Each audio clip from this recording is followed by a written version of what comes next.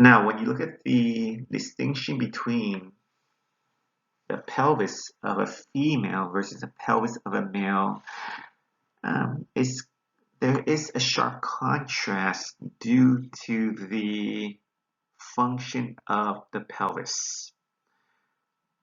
Typically, men have more muscle mass than women, and this is a fact.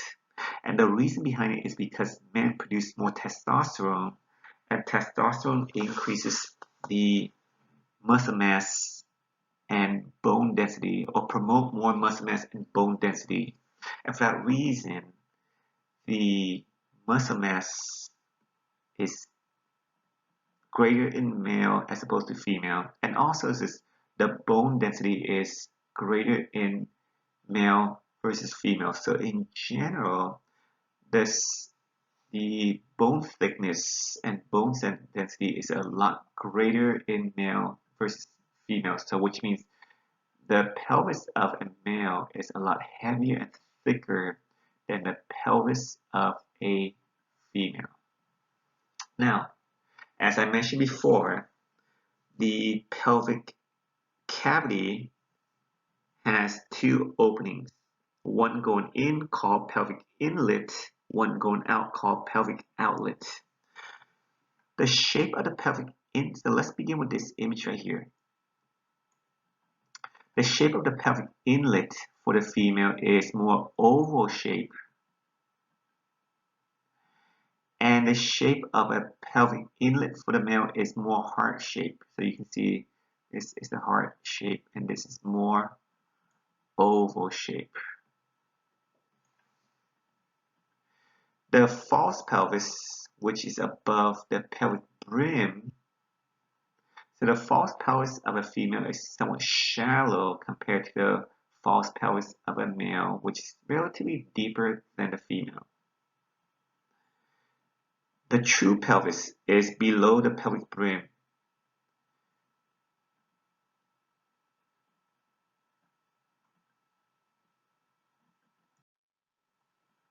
The true pelvis of a female is relatively wider than the true pelvis of a male. So you can see on the left side is a female. On the right side, it is of a male. The pubic arch, this is a pubic arch right here. The pubic arch of a female pelvis is greater than 90-degree angle, whereas the pubic arch of a male is less than 90-degree angle. The ischial spine. The ischial spine can be found on the ischium. So the ischial spine, now let's talk about the borders of the pelvic outlet. Okay, so this represents the pelvic outlets right here of a female and a male. As you can see, the pelvic outlet of a female is a lot larger than the pelvic outlet of a male, and the reason why is she has to adapt for childbearing, for vaginal birth.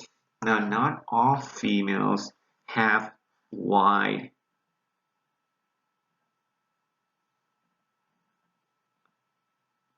pelvic outlet, and for that reason, C-section is crucial in these women. Now, if you look at the ischial spine in the pelvis of a female is relatively wider apart, so which means they're far apart, and the ischial spine of the male pelvis is closer together. Let's examine the sacrum and the coccyx on the right image right here. In this case, on the side view, this is the side view image, this male and female, or I should say female and male. Okay, so this would be female, and this would be male. Alright, I'm not very proficient with the mouse, but it should do. So it says male at the top right here, and it says female at the top right here. Okay. Now, if you look at the sacrum and the coccyx of a female pelvis, it arched towards the back, and the sacrum of the sacrum and the coccyx of a male pelvis arch towards the front. As you can see in this case, is that the sacrum and the coccyx of a female pelvis arch towards the back, and for that reason, it makes the pelvic outlet to be a lot wider and larger for the purpose of childbearing. And the sacrum and the coccyx of a male pelvis arch towards the front, which makes the pelvic outlet a lot smaller in the male pelvis.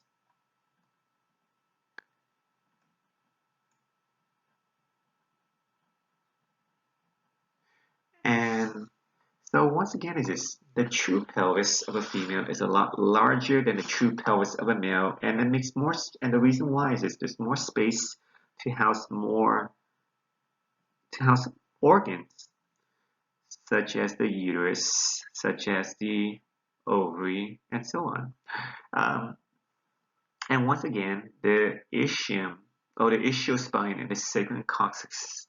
Um, in the sacrum and the coccyx of a female pelvis tend to arch towards the back, and the sacrum and the coccyx of the male pelvis tend to arch towards the front. The distance between the two ischial spine in the female pelvis tend to be far apart, and the distance between the ischial spines in the male pelvis tend to be closer. And for that reason, the male pelvic outlet is a lot smaller than the female pelvic outlet.